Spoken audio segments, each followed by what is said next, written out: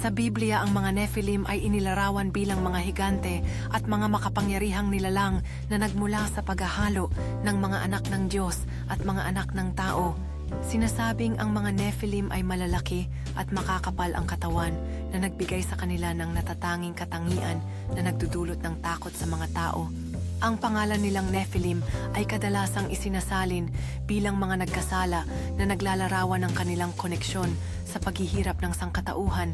Ayon sa ilang mga teologo, ang paglitaw ng mga Nephilim ay maaaring nagpapahiwatig ng isang malalim na krisis sa moralidad sa kanilang panahon.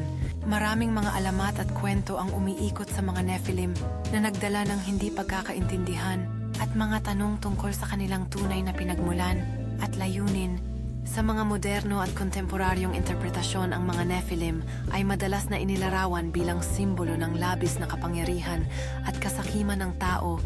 Ang mga kwento ng mga Nephilim ay patuloy na nagbibigay inspirasyon sa sining literatura at kultura na sumasalamin sa takot at pagkamangha ng sangkatauhan sa mga misteryosong nilalang.